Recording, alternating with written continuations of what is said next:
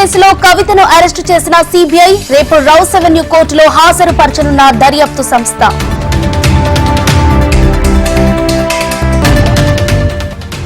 ధాన్యం కొనుగోళ్లపై ప్రభుత్వం చిత్తశుద్ధితో ఉంది. రైతులకు నష్టం కలిగిస్తే కఠిన చర్యలు తప్పవన్న సీఎం రేవంత్ రెడ్డి.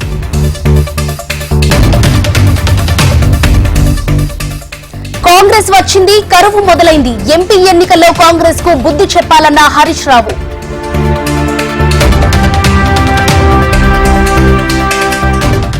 ఏక్నాథ్ షిండేలను ప్రోత్సహించేదే బీజేపీ. మరో 10 ఏళ్ల పాటు రేవంత్ రెడ్డి సీఎంగా ఉంటారన్న కోమటిరెడ్డి వెంకటరెడ్డి.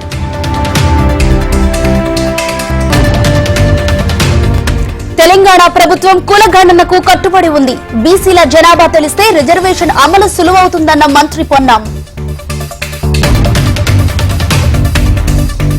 కాంగ్రెస్ ఎంఐఎం కుమ్మక్కు రాజకీయాలు, ఓట్ల కోసం 3 పార్టీలు దేనికైనా దిగజారుతాయని ఆరోపించిన కిషన్ రెడ్డి.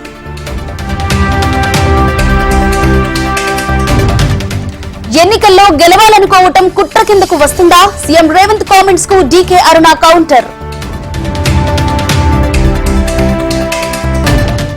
ప్రజలు కొట్టే దెబ్బతో ఈసారి సీఎం జగన్ ఇంటికే. స్థానిక సంస్థల్లో బీసీలకు 34% రిజర్వేషన్లు తీసుకొస్తామన్న చంద్రబాబు.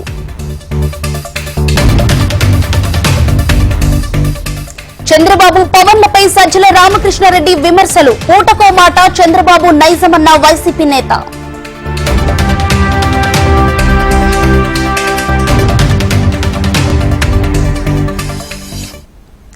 రాజస్థాన్ లో కాంగ్రెస్ పై విరుచుకుపడ్డ మోడీ, అవినీతికి పాల్పడిన వారు జైలుకు వెళ్లాల్సిందేనంటూ హెచ్చరిక.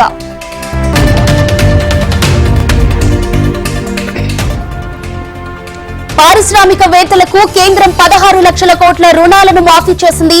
కాంగ్రెస్ అధికారంలోకి వస్తే రైతుల రుణాలు మాఫీ చేస్తామన్న రాహుల్ గాంధీ.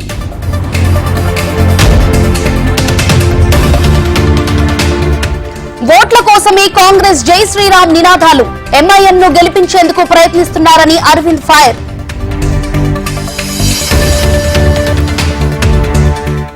ఫోన్ ట్యాపింగ్ లో విచారణ పారదర్శకంగా కొనసాగుతోంది. త్వరలో వివరాలు వెల్లడిస్తామన్న సిపి శ్రీనివాస్ రెడ్డి. సీఎం జగన్ పై జనసేనాని కీలక వ్యాఖ్యలు. జగన్ మాఫియాను తరిమేస్తామన్న పవన్.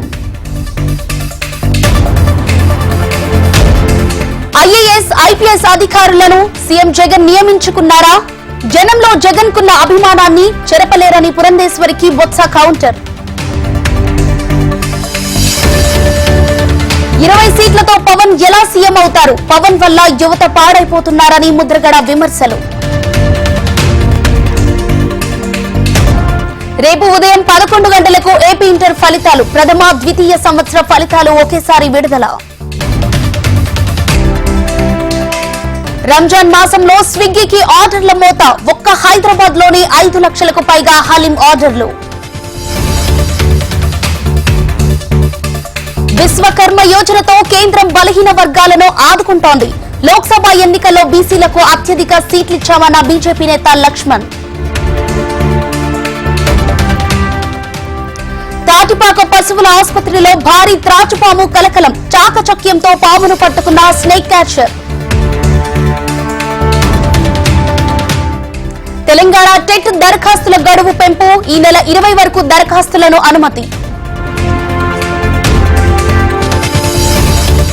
అమేఠీలో రాహుల్ పోటీపై కొనసాగుతున్న సస్పెన్స్. కాంగ్రెస్ తరఫున రాహులే అభ్యర్థంటూ కథనాలు.